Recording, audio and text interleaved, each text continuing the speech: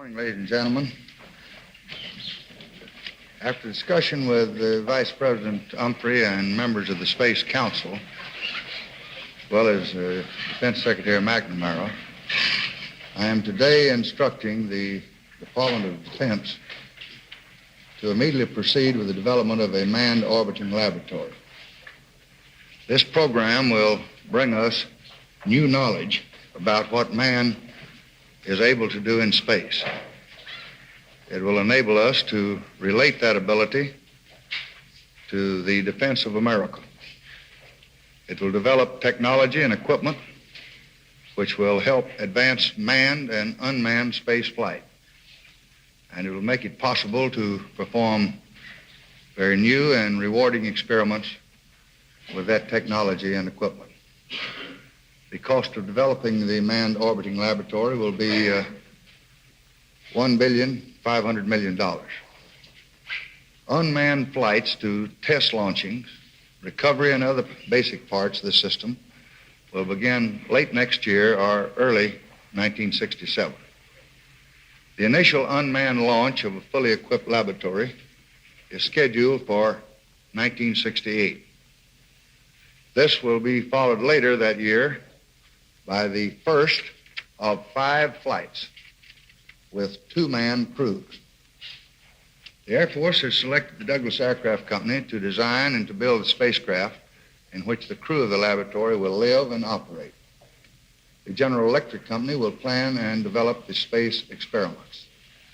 The Titan 3C booster will launch the laboratory into space, and a modified version of the NASA Gemini capsule will be the vehicle in which the astronauts return to Earth. Even as we meet, Gemini 5, piloted by 2 very gallant men, backed by hundreds of dedicated space scientists and engineers and great administrators, now orbits the Earth as a dramatic reminder that our American dream for outer space is a dream of peace and a dream of friendly cooperations among all the nations of the earth. We believe the heavens belong to the people of every country. We are working, and we will continue to work, through the United Nations. Our distinguished ambassador, Mr. Goldberg, is present with us this morning, to extend the rule of law into outer space. We intend to live up to our agreement not to orbit weapons of mass destruction. And we will continue to hold out to all nations, including the Soviet Union, the hand of cooperation in the exciting years of space exploration which lie ahead for all of us. Therefore, I have today, in fact, directed Mr. James Webb, the administrator of our civilian space program, after conferring with Secretary of State and our ambassador to the United Nations and others, to invite the Soviet Academy of Science to send a very high-level representative next month here to observe the launching of Gemini 6. I hope that he will find it convenient to come. We will certainly give him a warm welcome in America. This morning, I've just concluded a breakfast meeting with the Cabinet and with the heads of federal agencies, and I'm asking each of them to immediately begin to introduce a very new and a very revolutionary system of planning and programming and budgeting throughout the vast federal government, so that through the tools of modern management, the full promise of a finer life can be brought to every American at the lowest possible cost. Under this new system, each cabinet and agency head will set up a very special staff of experts who, using the most modern methods of program analysis, will define the goals of their department for the coming year.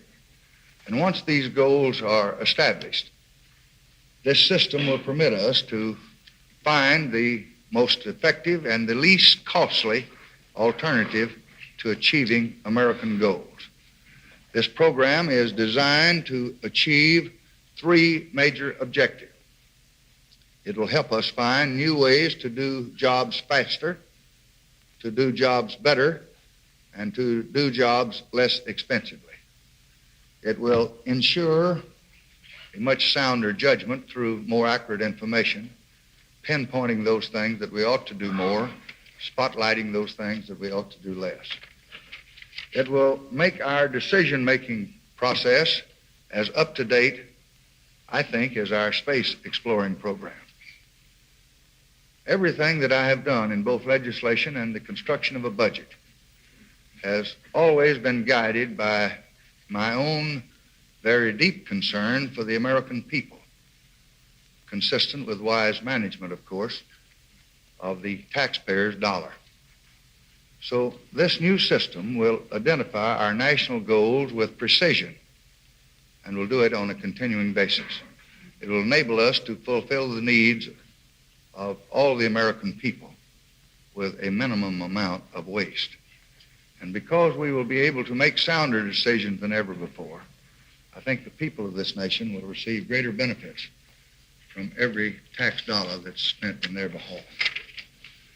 On July the 20th, I named the United States ambassador to the United Nations, a man to whom the sacred cause of peace is an obsession, Justice Arthur Goldberg. So I'm happy this morning to reinforce the United States team at the United Nations with 4 Americans who also share a passion for peace. As Ambassador Goldberg's principal deputy, I'm naming a career ambassador with a distinguished record of more than 20 years in diplomacy, Mr. Charles Yost. As representative to the Security Council with the rank of ambassador, I'm naming the noted president of Howard University, Dr. James Nabry.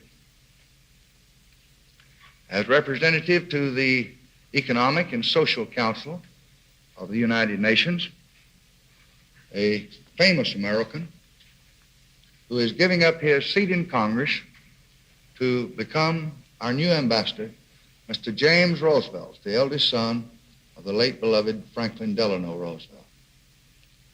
Mr. Roosevelt is with us this morning. Will you please stand, Mr. Roosevelt? As representative to the Trusteeship Council of the United Nations, also with the rank of ambassador, a vibrant, attractive American woman who has already served as the nation's chief diplomat in both Denmark and Bulgaria, Mrs. Eugene Anderson of Minnesota. Tomorrow, I will sign into law one of the most important bills enacted by Congress this session, the Public Works and Economic Development Act of 1965, to direct this far-reaching program of promise for the distressed areas all across America. I intend to nominate as Assistant Secretary of Commerce and as Director of Economic Development one of our most brilliant young public servants, the outstanding administrator of the Small Business Administration, Mr. Eugene B. Foley. Please stand, Mr. Foley. I'm also pleased to announce this morning the appointment of Mr. Hobart Taylor, Jr. as a member of the Board of Directors of the Export-Import Bank. Mr. Taylor has been Associate Special Counsel to the President since May 1964.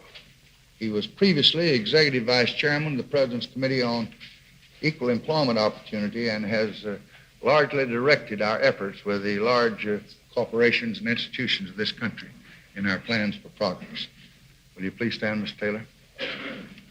He will be succeeded as my Associate Special Counsel by another talented young lawyer who holds degrees from both Harvard and Yale and now serves as Deputy Special Assistant to the President, Mr. Clifford Alexander, Jr. Mr. Alexander has recently reached the tired old age of 32. Will you please stand, Mr. Alexander? It is also a pleasure to announce the nomination this morning of the new United States Attorney for the District of Columbia. That may interest some of you people who live here in the District of Columbia. Mr. David G. Bress. Mr. Bress has not only carried on a very vigorous private practice and civic life, but he has taught in the field of law at both American University, the Georgetown Law Center, the University of Virginia Law School, and has been head of the Bar Association of the District of Columbia. Will you stand, Mr. Bress? 50 years ago, President Woodrow Wilson asked, just what is it that America stands for? if she stands for one thing more than another, it is for the sovereignty of self-governing people. So I'm very proud of the progress that we are making toward that principle on one front, and I'm disappointed at the lack of progress that we're making on another. The Attorney General and the Chairman of the Civil Service Commission have just reported to me what I think is a truly remarkable story. In the 19 days since I signed into law the Voting Rights Act of 1965, which I recommended to Congress and they promptly enacted, already a total of 27,385 Negroes in 13 counties in 3 southern states have qualified to vote. And they represent nearly 1/3 of the potential applicants in all those 13 counties. And only this morning, a team of federal examiners will begin to list voters in the 14th county that's been designated by the Attorney General. That new office will be opened in the town of Prentiss in Jefferson Davis County, Mississippi. I am equally encouraged by the high level of acceptance, and I'm very pleased with the compliance that we've had in scores of other southern counties throughout the country. A check of 45 counties in Georgia shows already that 99% of 2,000 Negro applicants have been registered without any difficulty. In 50 Louisiana counties, not a single Negro has been rejected. In Mississippi, nearly 12,000 Negroes have been registered by local registrants, over and above those that we mentioned that were registered by federal examiners. The number of Negro citizens registered in Mississippi has increased 100% in the last 6 weeks. And obedience is always preferable to enforcement. Where enforcement is necessary, we will not hesitate to meet our responsibilities under the law. But the very clear and the very heartening lesson of this wonderful report is that obedience to the law is a fact of life to so many men and women of goodwill throughout the South.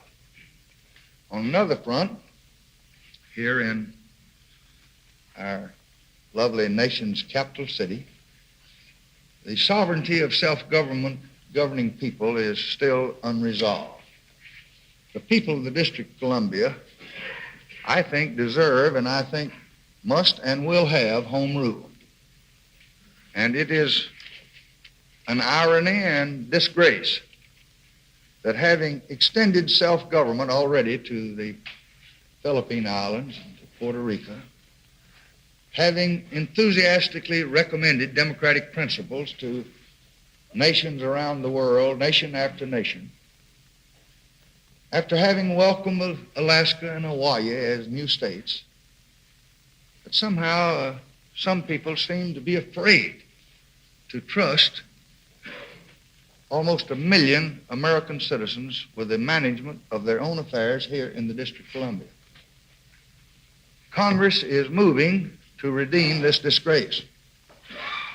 The Senate, as on already at least 5 different occasions in the past, has acted to pass a good home rule bill containing a solid and a workable charter for home rule. That bill should come before the House of Representatives very shortly. The limits of reasonable delay have long since been reached and passed. No one doubts the outcome once that bill finally gets to the floor of the House and the members are permitted to vote on it. But what is needed this morning is a commitment by the leadership and by the members of both parties, if you please, to the only practical means of getting the bill on the floor. And that seems to be the petition to discharge the House District Committee from further delay of the bill. Bills have been pending before that committee for year after year after year. So I have, as President, urged the Speaker of the House of Representatives, Mr. McCormick, and the other leaders and members of my own party to lead the way in this movement. but to all of those who believe in our two-party elective system, to all of those who believe in taxation with representation, to those who believe in keeping faith with our own people, I express the hope that you too will join us in this effort. I'm now ready to take any questions that you may have to ask. Mr. Bowman. Mr. President, the steel negotiators still seem to be considerably apart on an agreement, and a strike is threatened within a week. Would you care to comment on that situation? Yes, I think that the steel situation is on almost every citizen's mind in this country. The decisions which will be made in Pittsburgh this week are of vital importance to every person in this country and to people in other parts of the world. There must be continued cost and price stability in our American economy. And I expect full and complete responsibility in the current wage negotiations, and I expect continued stability in steel prices. As we meet here today, we're troubled with many questions, but we must never forget that our boys are still fighting in South Vietnam, and that our economic strength is the keystone of free world peace. And it's extremely important to the security that we hold very dear.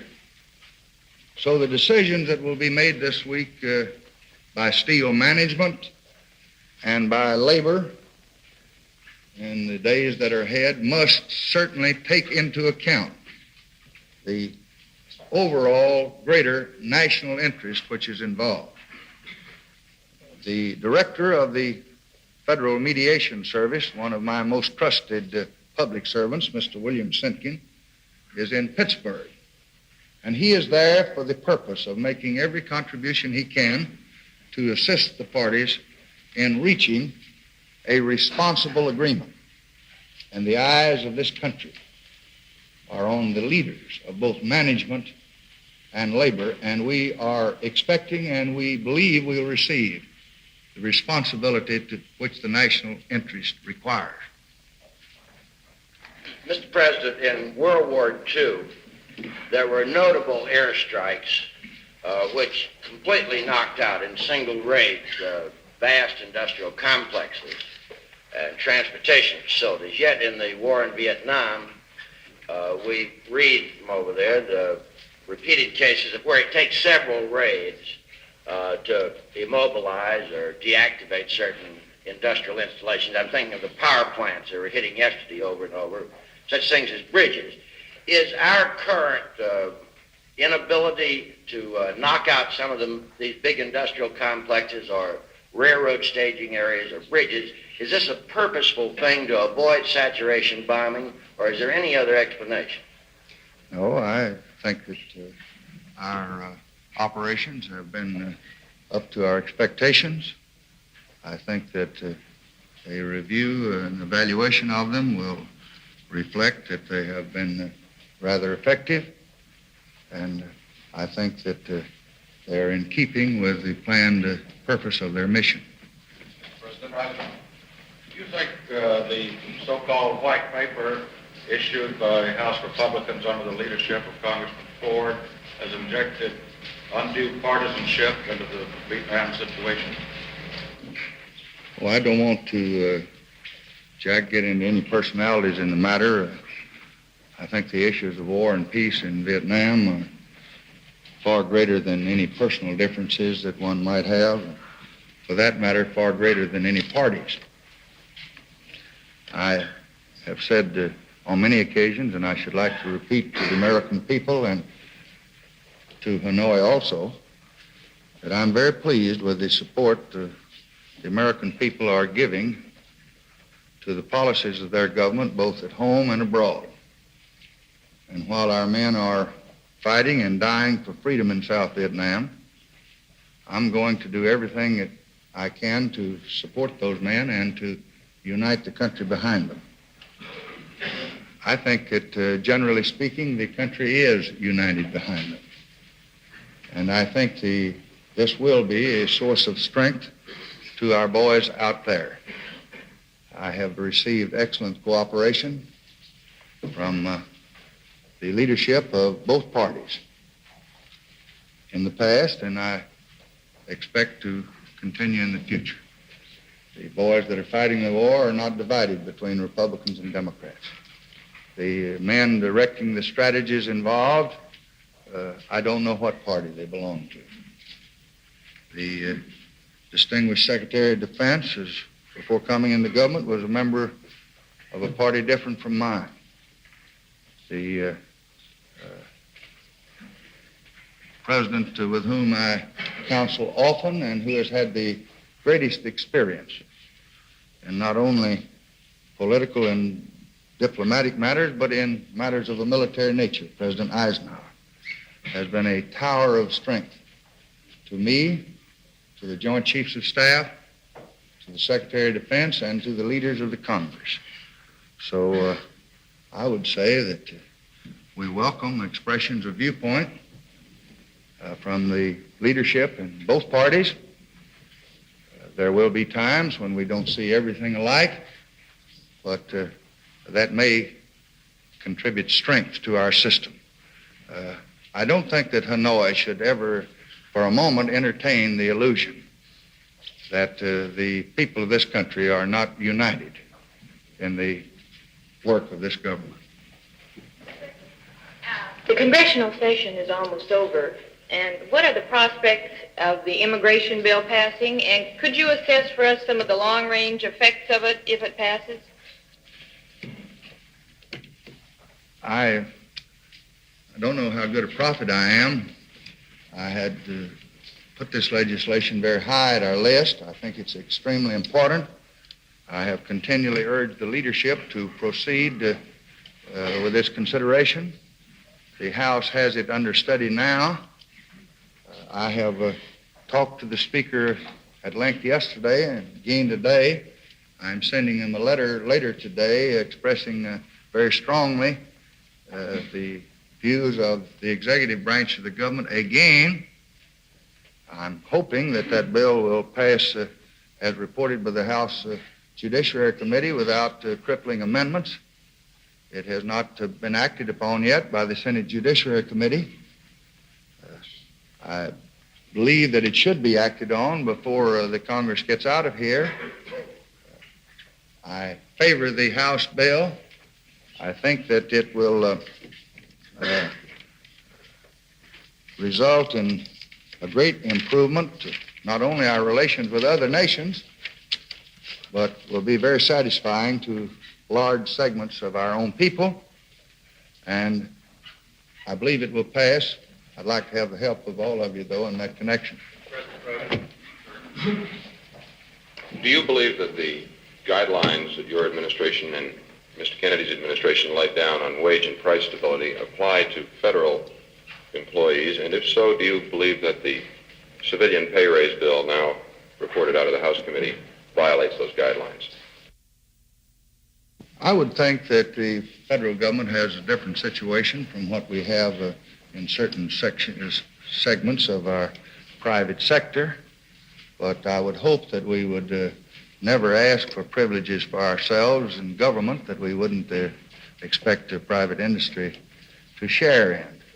Therefore, when you make allowances for the difference in public and private employment and the various policies and fringe benefits, I would hope that we could keep our civilian pay structure in line with the guidelines that we recommend for private industry. I do think the House bill goes too far. I do think that it would violate the guidelines. I do hope that the Congress will carefully and thoroughly consider the destructive effect it would have if we should pass the bill in its present form. We had a most distinguished panel of most distinguished Americans study this whole subject. They made recommendations. We would hope that the Congress would enact those recommendations with certain modifications if they thought was required, but certainly not go anywhere near the overall recommendations made by the House committee, because we think that would be very disastrous to our price-wage stability policy in this country, and we think it would violate the guidelines. Mr. President, getting back to Vietnam for a moment. The other night on television, some of your top advisors spoke in a way that seemed rather pointed about the 1954 agreements and as a possible basis for new agreement. Does this reflect an administration emphasis, and does it reflect a feeling that perhaps somebody is listening to you now, sir? I think that we're always hopeful that all of the world is aware of our desire for discussions and our desire for negotiations and our desire for peace. I don't think it's really important how much extra you get an hour in your steel contract or what the increase of federal pay is if your boy is going to be drafted tomorrow and going to be called upon to give his life in Vietnam. So peace, that simple little 5-letter word, is the most important word in the English language to us at this time, and it occupies more of our attention than any other word or any other subject. And we do expect their listening. We do hope they're listening. And Secretary Rusk and Ambassador Goldberg, and Secretary Ball, and all of the other trained diplomats that we have in this country are going to constantly be searching for ways and means to substitute words for guns and to bring men from the battlefield to the conference table. And our every waking hour is going to be spent trying to find the means for doing that. President, do you still consider review of Section 14B of the Taft-Hartley Act a major legislative goal in this session of the Congress? There seems to be some question in the sentence. I don't know of any question. I certainly do. Sir, have you been in contact with Governor Collins about the situation in Los Angeles? Yes, Do you have in mind any action which might avert further tension? Yes, sir. We have a detailed action plan that we worked on till late in the evening last night.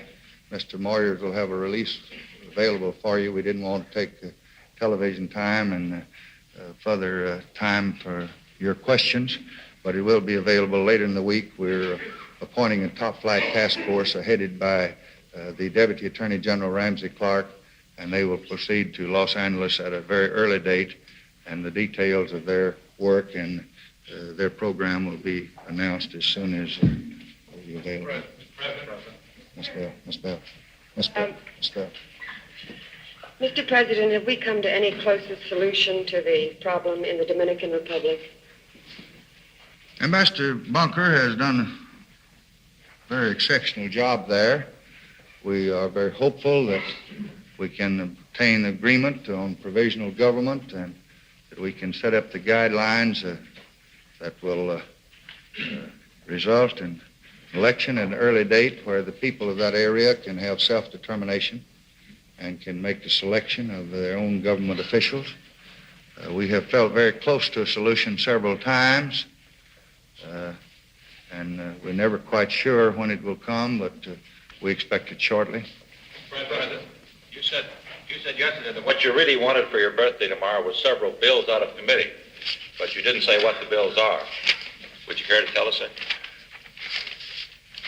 I don't have the time to review all of my messages. But as I remembered, there are about 4 bills still in House committee that have not been reported, that are being worked upon. They include the highway improvement and beautification bills and the heart cancer stroke bill. And Larry O'Brien is much better authority on this than I am, and he will be glad to be helpful in that respect. There are some 8 bills in Senate committees that still need to be reported. There are a dozen or so bills that have been reported that need to be scheduled. They're either awaiting a rule or awaiting schedule in one body or the other. There are about 6 bills in conference one of which has emerged recently, much to our satisfaction, the foreign aid bill. And we are hopeful that all of those measures can be, they're relatively few to be reported.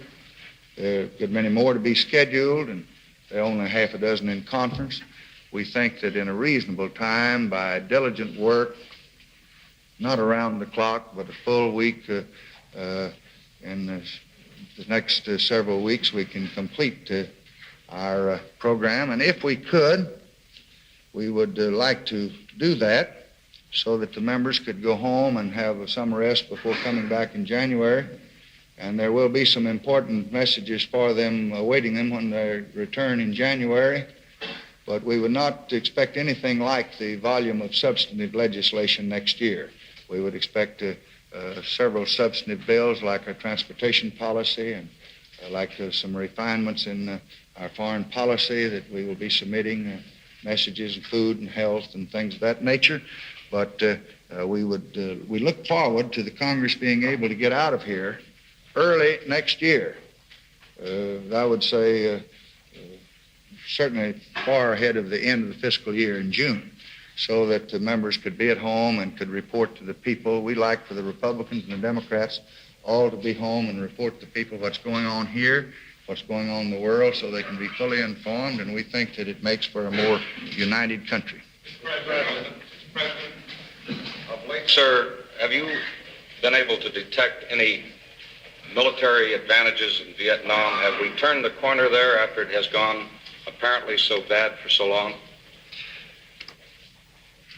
I'm always hesitant to make a prophecy about how good things are or how bad they are, because you fellows have a way of remembering what a public official says way back there and feeding it up to him from time to time. But I think it must be evident to you that your Marines and your other soldiers in the Army and the men in the Navy and the Air Force have been giving a good account of themselves and working very closely with the dedicated and patriotic and determined South Vietnamese, always associated with them and working with them. They have been quite effective in the last few weeks. And as I told you in our last meeting, I plead with my cabinet every time I see them. I say to Secretary McNamara, you be sure that our men have the morale and have the equipment and have the necessary means of seeing that we keep our commitments in Vietnam. And we have the strength to do it. And Mr. Rusk, while he's working with his right hand on strength and stability there and doing the job we're committed to do, you and Mr. Goldberg and the rest of you use that left hand and be sure that you do everything to get us away from the battlefield and back at the conference table if that's possible. So we're like a man in a ring. We're using our right and our left constantly. Mr. President, it seems increasingly possible, Mr. President, that the conflict between Indonesia and Malaysia could erupt into an earthquake that would affect Southeast Asia far more gravely than anything that's going on in Vietnam today. Would you assess that danger for us, including the point as to whether you think it is possible to keep Indonesia from completely going into the communist Chinese orbit? I would agree that the whole situation there is very delicate and a matter that requires a constant watching, and our Secretary of State is doing that. The President is doing it. We have recently sent to Indonesia one of our most trained and trusted diplomats, and we're going to make every contribution that we can to try to preserve peace in that area. We think that what we're doing in South Vietnam has a very important bearing on the whole sector of that part of the world. I would not want to make any prophecies as to what the final outcome would be, other than we will be hopeful and we will be continuing in our efforts to contribute anything we can to a peaceful solution. Sarah? Sir, you vetoed the military construction bill the other day and said you did because it was repugnant to the Constitution. Some people who disagree with you, they think that very clearly, while your powers are limited by the Constitution, the powers of Congress are extensive. And I would refer you to Section 8 of the Constitution where it says that Congress will make all the rules for government and regulation of the land and naval forces. Don't you think you might reconsider that?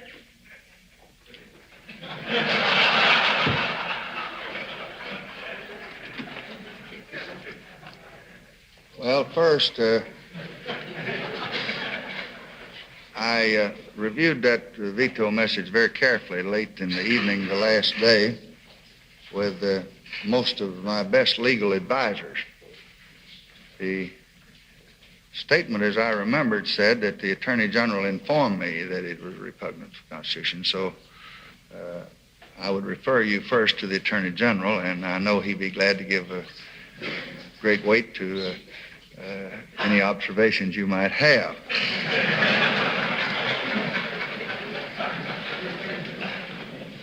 I, for myself, agree with the Attorney General. I hope the Congress will share that view. I think that we do owe the Congress a reasonable reporting procedure. And I indicated in my message that I would willingly make those reports if it could be worked out where it wouldn't adversely affect our military posture or my duties as Commander-in-Chief. I genuinely believe that the bill in the form that I vetoed it did considerably restrain the Commander-in-Chief and was not in the national interest. Thank you, Mr. President.